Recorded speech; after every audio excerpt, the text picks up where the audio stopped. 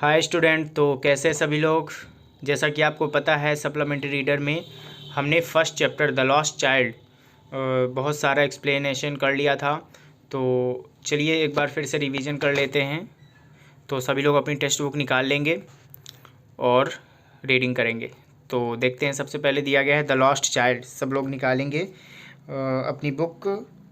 पहली movement book आपने देखी होगी, इसको निकालना है आपको और सबसे पहला चैप्टर आपको रीड करना है। तो चलिए देखते हैं द लॉस्ट चाइल्ड। इसमें बताया क्या गया है, देखो दिया गया है, आप नेम पढ़ोगे तो समझ में आ रहा है। लॉस्ट मीन्स खोया हुआ और चाइल्ड मीन्स क्या होता है, बच्चा होता है। तो एक बच्चा है जो खो गया है। अब कैसे खो गया है उसके बारे में जानेंगे, ठीक है। तो दिया गया है, थोड़ा सा मतलब पढ़ लेते हैं कि हमें पढ़ना क्या है इसमें, ठीक है। तो a child goes to a fair with his parents. एक बच्चा रहता है जो अपने पेरेंट्स के साथ जाता है फेयर पे, मेले पे। He is happy and excited and wants the sweets and toys displayed there. दिया गया है कि वो बहुत ही खुश होता है और उसके अंदर बहुत सारा एक्साइटमेंट होता है, ठीक है। एंड वांट्स द स्वीट्स, और वो क्या चाहता है, मिठाइयाँ ख़रीदना चाहता है, टॉयज़ ख़रीदना चाहता है। जो भी चीज़ें वहाँ दिखाई गई होती हैं, मिठाइयाँ हो गई, टॉयज़ हो गई और सारी चीज़ें, तो वो सारी चीज़ों को अपनाना चाहता है, ठीक है, अपना बनाना चाहता है या ख़रीदना चाहता है। But his parents don't buy them for him. लेकिन उसके पेरेंट्स जो होते हैं उसके लिए वो सारी चीज़ें नहीं खरीदते हैं। इसका रीज़न ये होता है कि जो बच्चे का मतलब कि बच्चे का माइंड होता है, तो जब छोटा होता है तो सारी चीज़ें मेले में देखता है, वो तो सोचता है कि मैं सारा का सारा ये जो मेले का सामान है वो अपने घर ले जाऊं। तो ऐसा ही कुछ है कि मतलब पेरेंट्स उसको मना करते हैं सारी चीज़ें खरीदने के लिए, ठीक है। फिर उसके बाद why then does he refuse when someone else offers them to him. अब क्या होता है, इसके बाद उसको जब मना किया जाता है तो बच्चा फिर भीड़ में खो जाता है, जो कि स्टोरी में मिलेगा आपको। देखना फिर सब लोग जब रीडिंग करेंगे तो आपको पता चलेगा कि कैसे खोता है बच्चा, ठीक है। तो वहाँ पर क्या होता है, बच्चा खो जाता है। फिर why then does he refuse. फिर उसके बाद एक मतलब जेंटलमैन रहता है, उसको गोद में उठाता है, मेला रहता है, भीड़ रहती है। तो फिर उसको एक जेंटलमैन मिलता है जो कि अपनी बाहों में उठा लेता है, उसको गोद में उठा लेता है और उससे कहता है कि मतलब जो चीज़ें वो चाहता है कि मुझे ये ख़रीदना है, अपने पेरेंट्स से वो बोलता है, वो सारी चीज़ें उसको ख़रीदने के लिए वो उन दुकानों के पास ले जाता है। जैसे स्वीट्स की दुकान पर ले जाता है तो वो कहता है नहीं, मुझे स्वीट्स नहीं खानी है, मुझे माँ और पापा के पास जाना है, अपने पेरेंट्स के पास जाना है। ऐसे ही वो सारी चीज़ों के लिए मना कर देता है, टॉयज़ के लिए भी मना कर देता है और उसको स्विंग में ले जाता है झूला झुलाने के लिए, ठीक है, तो उसके लिए भी वो मना कर देता है। बस यही कहता है कि मुझे तो मेरे पेरेंट्स ही चाहिए, मेरे मदर एंड फादर चाहिए। तो यही स्टोरी में दिया गया है। तो चलिए सब लोग ओपन कर लिए होंगे टेक्स्ट बुक। तो चलिए अब सैमरी हो गई चैप्टर की। अब हम इसको वन बाय वन एक्सप्लेन करेंगे, ओके। तो दिया गया है, it was the festival of spring. मतलब कि सीज़न कैसा था, स्प्रिंग का सीज़न था, ठीक है, फेस्टिवल स्प्रिंग का था, ओके। तो मतलब कि आप बोल सकते हो कि वसंत ऋतु का एक त्यौहार था, ठीक है। From the wintry sets of narrow lanes and alleys emerge a gully clad humidity sham. दिया गया है कि मतलब from the wintry shades of narrow lanes, मतलब कि सकरी सकरी गलियाँ थी, ठीक है। और मतलब कैसी छाया थी, विंट्री शेड्स थी, ठीक है, मतलब थोड़ा थोड़ा ठंडक वाली जो छाया होती है वो थी। And alleys emerge a gully and clad humidity, वहाँ की जो ह्यूमिडिटी थी वो भी बहुत ही सुंदर थी, ठीक है, जो कि वहाँ के इन्वायरमेंट से, स्प्रिंग सीजन से मतलब घुली हुई थी। Some walked, some rode on horses, others sat being carried in bamboo and bullock carts। देखो आगे फिर दिया गया है, कुछ लोग थे। अब मेले में जैसे जाते हो, आप लोग भी जाते हो, तो आप लोग बहुत सारा नज़ारा देखते हो, सारे जो सीन्स होते हैं, सारा सिनारियो होता है, उसके बारे में हम यहाँ पर पढ़ेंगे। दिया गया है, सम वॉक्ड, कुछ लोग थे जो पैदल जा रहे थे मेले में। सम रोड ऑन हॉर्सेस, कुछ थे जो मतलब कि हॉर्सेस की राइडिंग कर रहे थे, ठीक है। और अदर सैट, कुछ थे जो मतलब कि बैठे हुए थे, ठीक, कहीं रास्ते पर बैठे थे, रेस्ट कर रहे थे। फिर being carried in bamboo and bullock carts, कुछ लोग थे जो कि बैम्बू और बुलक कार्ट्स की जो गाड़ी होती हैं, बुलक कार्ट्स आप लोग जानते हो, ठीक है, तो उस पर भी बैठे हुए थे। जो मतलब बुलक एक कार्ट होती है, गाड़ी होती है, जिसको ऑक्स जो होता है, बुलक जो होता है वो ले जाता है, उसमें लोग बैठ कर जाते हैं। फिर इसके बाद हॉर्स कार्ट भी थी, वहाँ पर उसमें भी लोग बैठकर मेला देखने जा रहे थे। फिर वन लिटिल बॉय रैन बिटवीन हिज पेरेंट्स लेग, एक छोटा सा लड़का था। तो यहाँ पर बताया गया है कि एक छोटा सा लड़का था जो अपने पेरेंट्स के साथ जाता है मेले पर। ये देखो, इसके पेरेंट्स हो गए, ये छोटा सा बच्चा हो गया, यहाँ पर दिखाया गया है। तो एक छोटा सा बॉय रहता है जो कि अपने फादर्स के लेग पर, क्योंकि छोटा होता है ना तो उसके पैरों तक आ रहा होता है, तो वही उनके इधर उधर मतलब घूम रहा होता है, ठीक है। ब्रीमिंग ओवर विद लाइफ एंड लाफर, मतलब कि वो बहुत ही प्रसन्नता से भरा हुआ होता है क्योंकि वो मेले में जा रहा होता है, ठीक है, और हंसता हुआ बढ़िया झूमता हुआ चला जाता है। फिर क्या होता है आगे, फिर क्या होता है कि वो थोड़ा सा अट्रैक्टेड होता है वहाँ की चीज़ों को देख करके। जब वो अट्रैक्टेड होता है तो उसके पेरेंट्स को बुलाते हैं, कम चाइल्ड कम, बेटा इधर आओ, बुलाते उसे, आओ इधर आओ बेटा। फिर कॉल हिज पेरेंट्स, उसके पिताजी और माताजी मतलब पेरेंट्स बुलाते उसको। एज ही लैग्ड बिहाइंड, जब वो थोड़ा सा मतलब कि पीछे छूटता है क्योंकि वो सारी चीज़ों को देखता है तो वो उनकी तरफ अट्रैक्टेड हो जाता है, ठीक है, मतलब सोचता है कि मैं इन चीज़ों को पालूँ या फिर ख़रीद लूँ, तो वो पीछे थोड़ा थोड़ा छूट जाता है, ठीक। दिया गया है फैसिनेटेड बाय द टॉयस, मतलब कि खिलौनों से वो क्या होता है, मंत्रमुग्ध हो जाता है, मतलब कि मोहित हो, अट्रैक्टेड हो जाता है कुल मिला करके। तो वो क्या हो जाता है, टॉयस से अट्रैक्टेड होता है, ठीक है। In the shop that line in the way, जो मतलब कि रास्ता होता है फेयर का, तो वहाँ पर बहुत सारी शॉप लगी होती हैं, तो उनमें जो टॉयज़ वगैरह रहते हैं उनसे वो बहुत ही अट्रैक्टेड होता है। तो वो क्या होता है, कभी कभी पीछे छूट जाता है, तो उसके पेरेंट्स बुलाते हैं, कम चाइल्ड कम। नेक्स्ट में क्या होता है, फिर ही हरीड टुवार्ड्स हिज पेरेंट्स, फिर वो क्या होता है, जब सुनता है अपने पेरेंट्स की वॉइस को तो वो तुरंत दौड़ करके आता है। His feet obedient to their call, अब उसके जो पैर होते हैं वो उनकी आवाज़ के अकॉर्डिंग उनकी आज्ञा मान रहे होते हैं, ठीक है। मतलब जब वो उधर देख रहा होता है तो उनकी जो उस बच्चे की आइज़ होती हैं वो तो अच्छी अच्छी चीज़ें देख रही होती हैं, ठीक है, उधर अट्रैक्टेड होती हैं, बट जो मतलब कि उनकी आवाज़ होती है पेरेंट्स की, ठीक है, तो उनकी आवाज़ को उसके पैर मतलब आज्ञा मान रहे होते हैं, मतलब कि उसको सुनना पड़ता है, तुरंत फिर दौड़ के फिर आना पड़ता है पेरेंट्स के पास, ठीक है। लेकिन उसकी आइज़ फिर भी पीछे मुड़ मुड़ के देखती रहती हैं, जो भी चीज़ें सारी उसको अट्रैक्टिंग लगती हैं, ठीक है। फिर आगे दिया गया है, his eyes still lingered on the receding toys, दिया गया है कि उसकी जो आइज़ थी, जैसे उसके पिता माता ने बुला लिया, उसको पेरेंट्स ने बुलाया, तो उसकी जो आइज़ थी पीछे ही टिकी रहा करती थी, जो भी मतलब कि शॉप पर खिलौने थे उधर टिकी हुई थी उसकी आंखें। As he come to where they had stopped to wait for him, he could not suppress the desire of his heart। दिया गया है as he came, मतलब जैसे ही वो आया, to where they had stopped to wait for him, मतलब अब वो पीछे देख रहा था तो उसके जो पेरेंट्स थे थोड़ा आगे निकल गए थे, तो उसको बुलाते हैं, तो जहाँ पास वो उसका वेट कर रहे होते हैं वहाँ पास जब वो बच्चा पहुँचता है, ठीक है, तो he could not suppress the desire of his heart, मतलब उसकी जो दिली इच्छा होती है तो वो उसको दबा नहीं पाता है। जब उसको नहीं दबा पाता है और बोलता है even though he well knew the old cold stare of refusal in their eyes, मतलब कि वो फिर भी मतलब कि अपनी जो डिज़ायर होती है उसको सप्रेस नहीं कर पाता, दबा नहीं पाता, जबकि वो जानता रहता है कि जो उसके पिता माता हैं मतलब पेरेंट्स हैं तो वो कैसे उसको मना करेंगे, मतलब वो फैमिलियर वे जैसा होता है उनको, वो पहले भी ऐसा देख चुका है, गुजर चुका है, तो उसको पता होता है कि उसको उसके पेरेंट्स क्या करेंगे, आइज़ दिखाएंगे और उसको मना करेंगे, ठीक है। तो जैसे कि पिछली बार होता है मतलब पीछे भी हो चुका है, तो वो जानता है कि मतलब मैं इसका रिफ्यूज़ल बनूंगा, मतलब मैं जो चीज़ चाहता हूँ, मेरी जो डिज़ायर है वो पूरी नहीं होगी, और वो अपने फैमिलियर वे से, पुराने वे की तरफ से मतलब कि आंखें दिखा करके मुझको मना करेंगे वगैरह वगैरह कुछ। फिर दिया गया है फिर आई वॉन्ट दैट टॉय, उसने मतलब कि विनती की, ही प्लीडेड, उसने विनती की, विनय की प्रार्थना की कि मुझे वह खिलौना चाहिए। तो उसके फादर बोलते हैं his father looked at him red eye, मतलब उसके पिताजी ने बड़ी बड़ी आंखें निकाल ली और उसको देखा कि वो थोड़ा सा मतलब कि शांत हो जाए।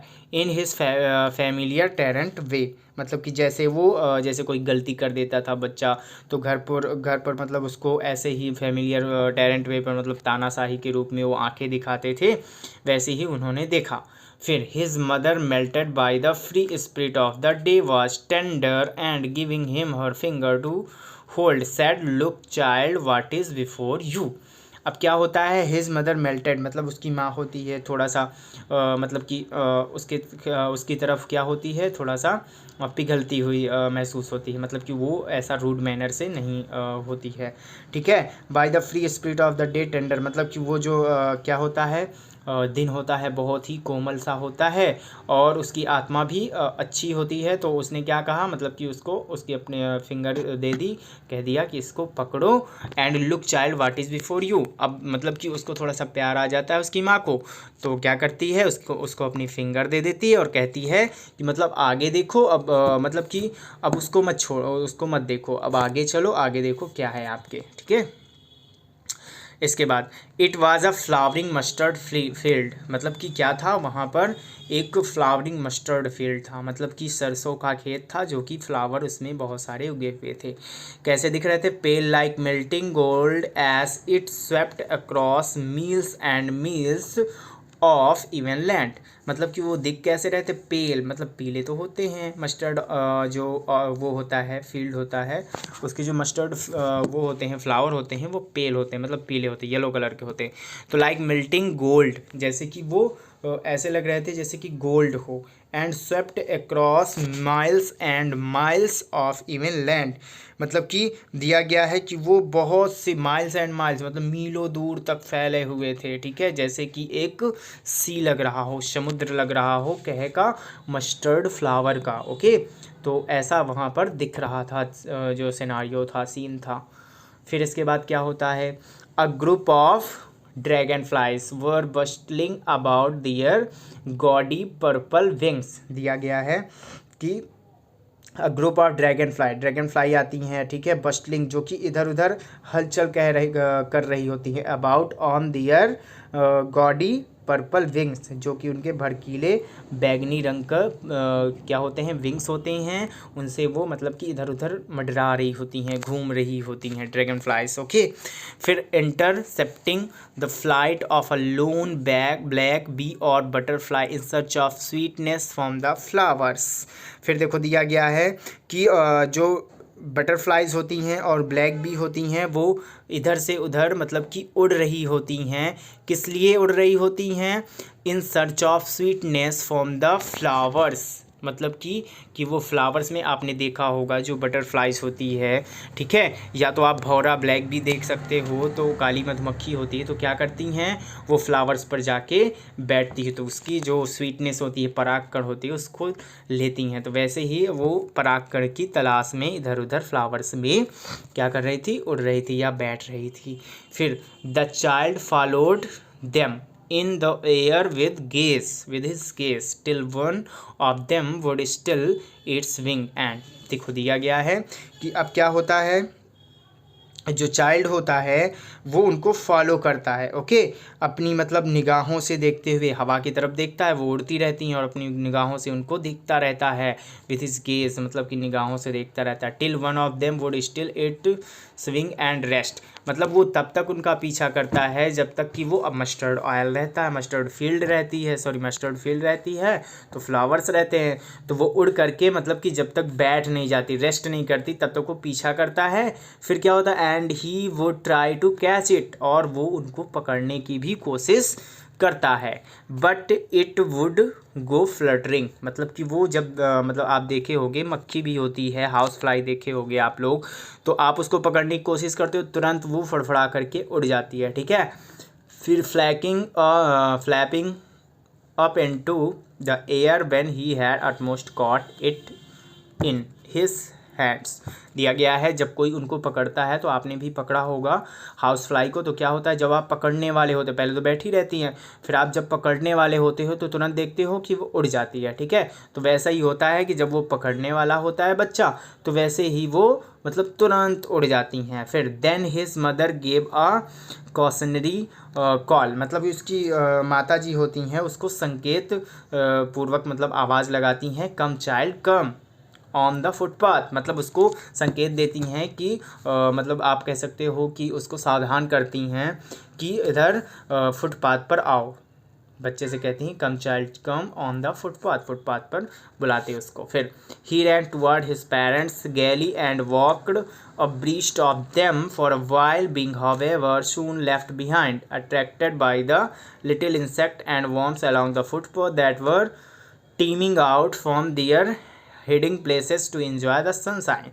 अब क्या दिया गया है, वो अपनी पेरेंट्स की तरफ क्या करता है, मतलब दौड़ करके खुशी से जाता है और उनके बराबर बराबर चलने लगता है, कुछ दूर तक चलता है। फिर उसके बाद क्या होता है, बीइंग हाउएवर सून लेफ्ट बिहाइंड, वो तुरंत कुछ समय बाद फिर पीछे छूट जाता है। Attracted by the little insect and worms along the footpath, मतलब किन की तरफ वो अट्रैक्टेड होता है, अब इस बार अट्रैक्टेड होता है लिटिल इंसेक्ट्स होते हैं और वॉर्म्स होते हैं, मतलब कीड़े मकोड़े होते हैं, उनकी तरफ वो जो फुटपाथ में होते हैं उनकी तरफ अट्रैक्टेड होता है, आकर्षित होता है, उनको देखने लगता है। दैट वर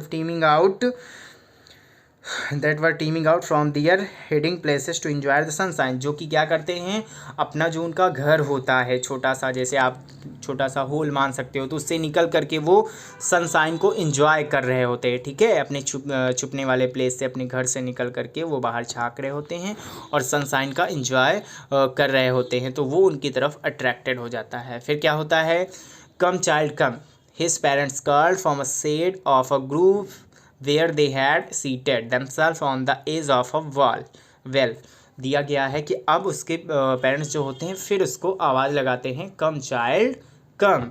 ठीक है, उसको फिर बुलाते हैं और वो होते कहाँ हैं, from the seeds of a group, मतलब कि एक बगीचा होता है वहाँ पर, उसकी छाया पर, where they had seated themselves, वो मतलब खुद बैठ गए होते हैं और उसको आवाज़ लगाते हैं।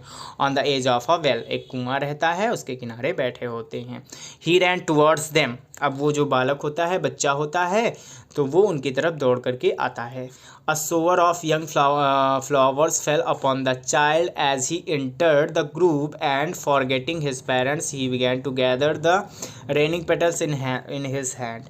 अब देखो दिया गया है कि एक फूलों का गुच्छा होता है जिसकी बौछार होती है। ठीक है, अब ग्रुप पे पहुंचा है, उपवन है, बाग है, तो बाग में तो फूल लगे होंगे, तो एक पेड़ होता है, उस पेड़ से फूल मतलब गिर रहे होते हैं, तो क्या होता है, fell upon the child he as he entered, जब वो प्रवेश करता है उस बाग पे, तो एंड फॉरगेटिंग हिज पेरेंट्स, तो फिर वो क्या करता है, अपने पेरेंट्स को वहाँ पर थोड़ा सा फिर मतलब कि इग्नोर कर देता है, भूल जाता है। He began to gather the raining petals, अब वो जो गिर रही मतलब पंखुड़ियाँ होती हैं उनको अपने हाथों में वो इकट्ठा करने लगता है। ठीक है, फिर क्या होता है, चलिए दिया गया है, but low he heard the cooking of doves and ran towards his parents shouting. देखो अब दिया गया है कि बट लो ही हर्ड, वह सुनता है, लेकिन तुरंत ही बाद मतलब कि सुनता है वो कि कुकिंग ऑफ डव्स, मतलब कि डव जो होती हैं, मतलब आप बोल सकते हो कबूतर होती हैं, वो कूकू कर रही होती हैं। And ran towards his parents shouting, और उसके जो उनके पिताजी होते हैं मतलब पेरेंट्स होते हैं उनकी तरफ वो दौड़ता है। ठीक है, उनके चिल्लाने की तरफ, चिल्लाहट की तरफ। The raining petals drop from his forgotten hands, अब जब वो डॉव होता सुनता है ना, तो क्या होता है, फिर उसके बाद वो अपने पेरेंट्स की तरफ मतलब चिल्ला करके भगता है, और जो उसके हाथ में पंखुड़ियाँ होती हैं वो सारी की सारी भूल जाती हैं, मतलब गिर जाती हैं।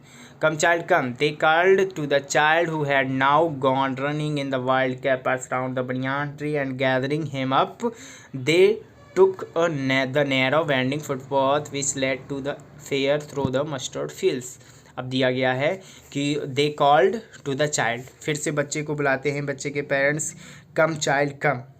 ठीक है, तो वो क्या करता है, जो कि दौड़ कर आ रहा होता है, who had now gone running, जो कि मतलब दौड़ कर चला जा रहा होता है, इन वाइल्ड क्रैपर्स होते हैं उनका पीछा करते हुए, राउंड द बनियान ट्री के चारों तरफ, and gathering him up they took the narrow, मतलब उसको इकट्ठा कर रहा होता है, and the narrow winding path, जो घुमावदार मतलब एक फुटपाथ होता है, which led to the fair through, मतलब कि जो मस्टर्ड फील्ड से होते हुए फेयर की तरफ जा रहा होता है, वहाँ से वो बनियान ट्री की तरह चारों तरफ वो वाइल्ड क्रैपर्स को इकट्ठा कर रहा होता है। फिर नेक्स्ट में क्या होता है, as they near the village the child could see many other footpaths full of throngs, दिया गया है कि अब क्या होता है, as they near the village, जब वो गांव के पास होते हैं, ठीक है, मेले में जा रहे होते, अब एक गांव मिलता है तो गांव के पास होते हैं, the child could see many other footpaths full of throngs, मतलब कि बहुत सारे उसको फुटपाथ दिखते हैं, मतलब कि छोटे छोटे रास्ते दिखते हैं, फुटपाथ दिखते हैं जो बहुत ही भीड़ से भरे हुए होते हैं, ठीक है,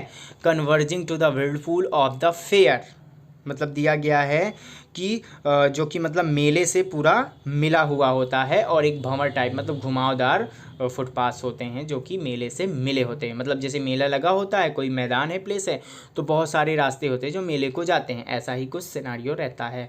फिर उसके बाद and felt at once repelled and fascinated by the confusion of the world he was entering, मतलब कि अब क्या होता है, वो थोड़ा सा मतलब कि जो फेल्ट एट वंस रिपेल्ड, वो मतलब पीछे हटने की थोड़ा सा सोचता है, and fascinated by the confusion, क्योंकि क्या होता है, अब वो जब ऐसा मतलब कि देखता है, जब वो मतलब रास्ता देखता है कि ऐसा लग रहा है कि वर्ड इज़ मतलब कि confusing of the world he was entering, वो जिस भी मेले पे वो प्रवेश करना चाहता है वो थोड़ा सा कन्फ्यूजन सा उसको प्रतीत होता है, क्योंकि बहुत सारे रास्ते होते हैं उसके लिए, ठीक है, तो फिर उसके बाद उससे वो आकर्षित भी होता है, तो आगे फिर वो चला जाता है। फिर आगे क्या होता है, जब मेले में एंटर होते हैं तो a sweet meat seller hawk, एक स्वीट मीट सेलर था मतलब मिठाई बेचने वाला, चिल्ला रहा होता है, गुलाब जामुन, रसगुल्ला, बर्फ़ी, जलेबी, तो अब क्या होता है, at the corner of the entrance and crowd pressed round his counter at the foot of an architecture of many colored sweets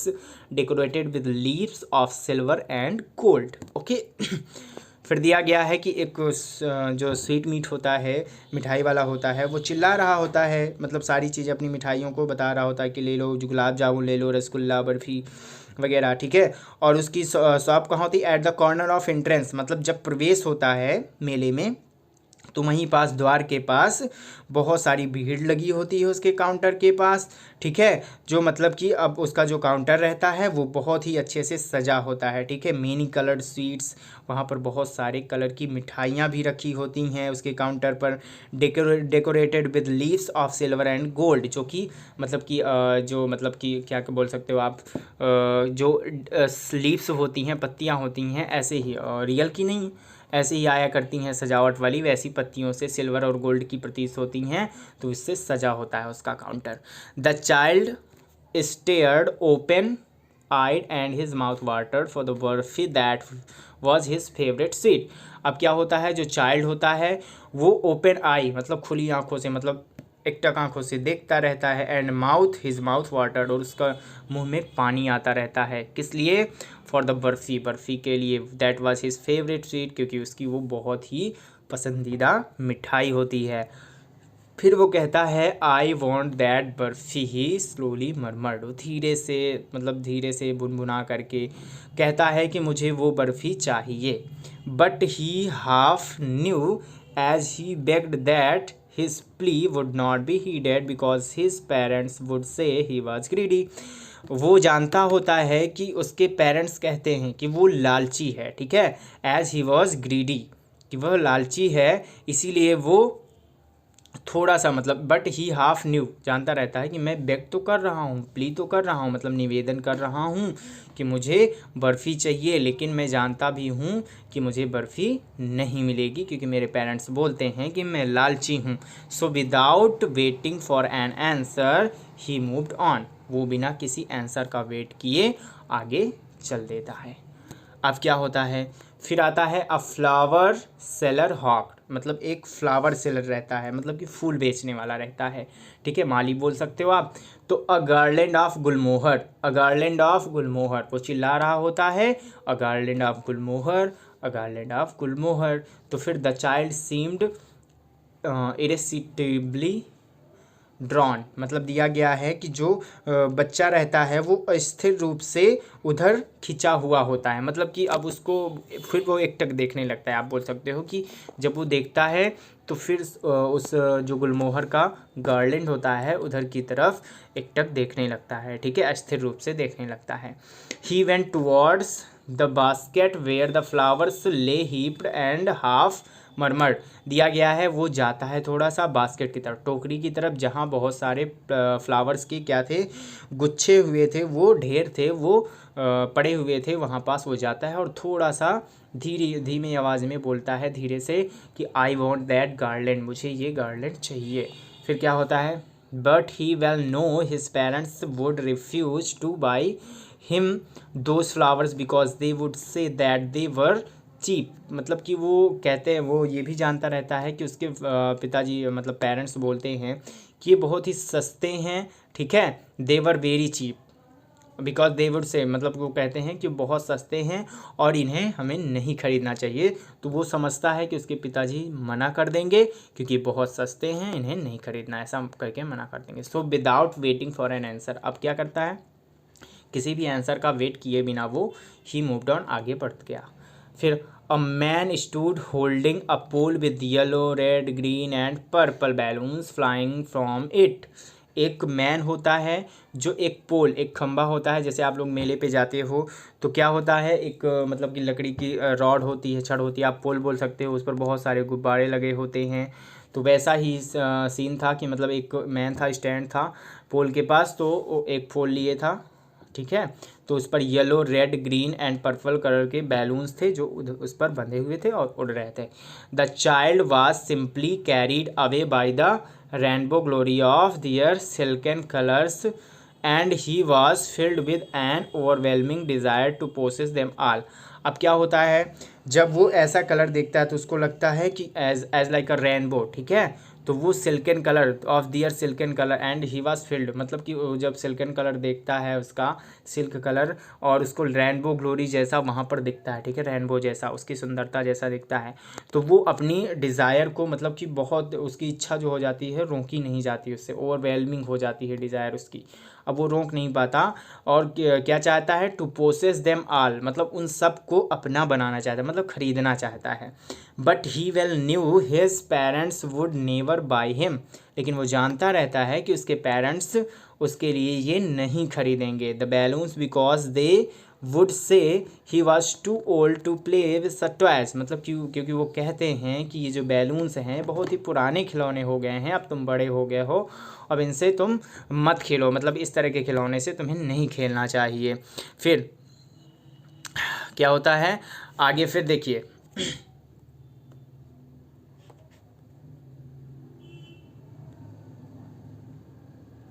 so he walked on further, तो वह आगे की ओर फिर से बढ़ जाता है।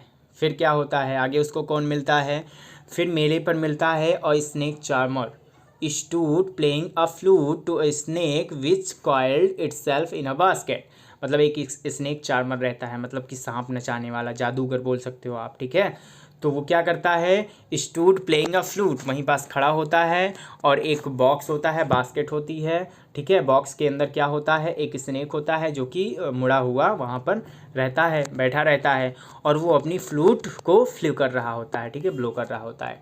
Its head raised in a graceful bend like the neck of a swan, जो उसका गर्दन होती है, सांप की जो गर्दन होती है आपने देखी होगी, तो ग्रेसफुल रहती है, मतलब सुडौल रहती है और झुकी हुई होती है, मतलब मुड़ी हुई होती है। कैसे मुड़ी होती है, like the neck of a swan, जैसे कि एक स्वान की गर्दन होती है वैसे ही मुड़ी हुई होती है। आपने देखा हो स्नेक कि जब वो फन निकालता है अपना, ठीक है, अपना हेड ऊपर करता है तो वो झुका हुआ उसका फन होता है।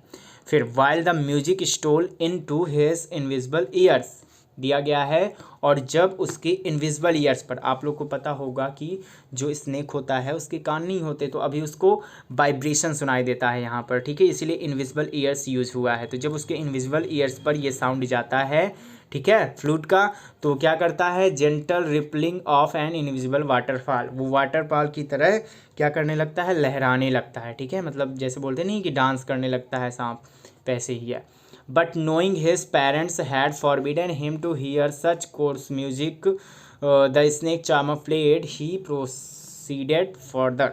दिया गया है कि अब वो जानता रहता है, ठीक है, कि the child went towards, sorry यहाँ से, but knowing his parents had forbidden, मतलब वो जानता रहता है कि उसके पिता मना करेंगे, ठीक है, him to hear such coarse music, मतलब इस प्रकार का भद्दा साउंड सुनने को, भद्दा म्यूजिक सुनने को उसके पिता पेरेंट्स मना करेंगे।